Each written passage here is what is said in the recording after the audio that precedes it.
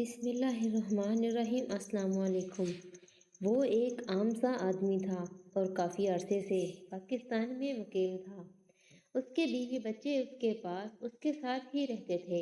محدود آمدنی میں بھی وہ شخص بہت مطمئن تھا۔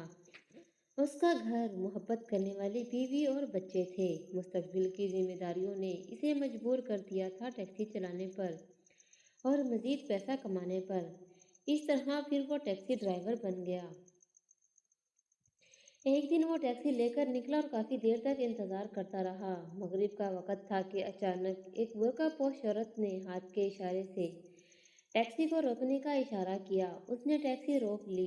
عورت نے کہا کہ مجھے فوراً ہسپتال کے ایمرجنسی وارڈ میں لے جاؤ، میں زچگی کی حالت میں ہوں۔ اس نے گاڑی دوڑائی اور فوراً ہسپتال پہنچ گئے۔ عورت نے کہا کہ تھوڑی دیر باہر انتظار کرو۔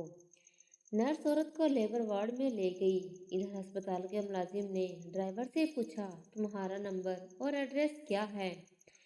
ڈرائیور نے معمول کے مطابق اپنا نمبر دے دیا۔ رات کے 1 بجے فون آیا کہ تمہارے ہاں بیٹا پیدا ہوا ہے، فوراً ہسپتال پہنچو۔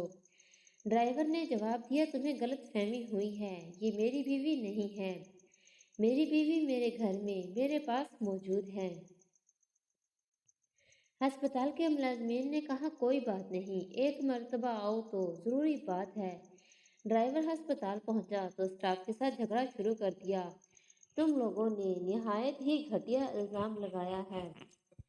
یہ تو شکر ہے کہ میری بیوی کو پتہ نہیں چلا، ورنہ گھر میں قیامت برپا ہو جاتی اور وہ کہتی کہ میں نے دوسری شادی کر رکھی ہے۔ ہسپتال کے ملازم نے کہا کہ تم جس عورت کو ہسپتال لے کر آئے تھے، ہم نے جب اس سے پوچھا کہ تمہارا خاوند کون ہے تو اس عورت نے جواب دیا کہ میرا خاوند وہی ٹیکسی ڈرائیور ہے جو مجھے ہسپتال لے کر آیا تھا۔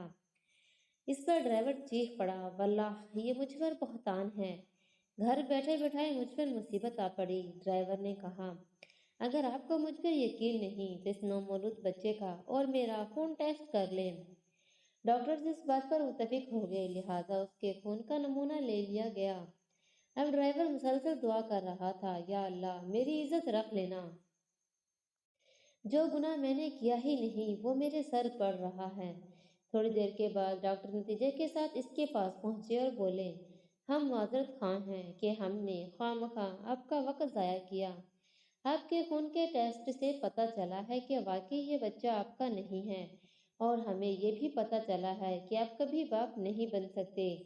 اب حیران ہونے کی باری نوجوان کی تھی۔ یہ بات اس پر بجلی بن کر گری اور وہ بولا کہ تمہارے ٹیسٹ غلط ہیں، میں کئی سال سے شادی شدہ ہوں اور میرے 5 بچے ہیں، لہٰذا ہم ٹیسٹ دوبارہ کروائیں گے۔ ڈاکٹروں نے اس کا دوبارہ ٹیسٹ کیا اور حتمی فیصلہ دیا کہ جس شخص کا یہ خون ہے وہ کبھی باپ نہیں بن سکتا۔ میرے 6 بچے ہیں اور ڈاکٹروں کا کہنا ہے کہ میں کبھی باپ نہیں بن سکتا۔ یہ سوچ کر ڈرائیور پاگل ہو رہا تھا۔ اب گھر آ کر گھر کے ماحول پر غور کیا تو پتہ چلا کہ بیوی بدچلن ہے۔ یہ ڈاکٹر ڈاکہ ڈالنے والا کون تھا؟ کس نے اس کے گھر میں آگ لگائی؟ اب ایک اور تلخ حقیقت اس کے سامنے کھڑی تھی۔ اس کے قدموں تلے سے زمین نکل گئی۔ اس کا چھوٹا بھائی، جو عمر میں اسے چھوٹا تھا، جس سے وہ اپنی اولاد کے برابر سمجھتا تھا اور کئی سالوں سے اس کے گھر میں مقیم تھا، موقع سے فائدہ اٹھا کر اسی نے بھابھی کے ساتھ اپنی ہی بھابھی کے ساتھ ناجائز تعلقات کئی سالوں سے بنا رکھے تھے، اور جو بہت زیادہ زور دینے پر دونوں نے اعتراف کر لیا۔ ظلم اور گناہ کرنے والوں کو سے اللہ کبھی غافل نہیں ہوتا۔ تم گناہ کرنے والوں سے اللہ کو کبھی غافل نہ سمجھو۔ وہ تو اس دن تک مہلت دیے ہوئے تھا جس دن ان کی آنکھیں پھٹی کی پھٹی رہ جائیں گی۔ اس جرم کے حقیقی مجرم تو وہ دونوں ہی تھے، مگر شوہر بھی برابر کا حصے دار تھا، جس نے نبی اکرم صلی اللہ علیہ وآلہ وسلم کے فرمان عالی شان پر توجہ نہ دی۔ ارشاد نبی صلی اللہ علیہ وآلہ وسلم ہے کہ تم لوگ تنہائی میں عورتوں کے پاس جانے سے بچو۔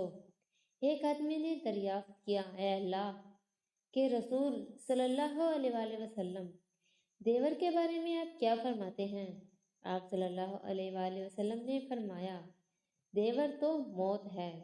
ناظرین، اگر یہ ویڈیو پسند آئے تو پلیز اسے لائک اور شیئر کرنا مت بھولنا، چینل کو سبسکرائب بھی ضرور کر لینا۔ ملتے ہیں نئی ویڈیو میں، اللہ حافظ۔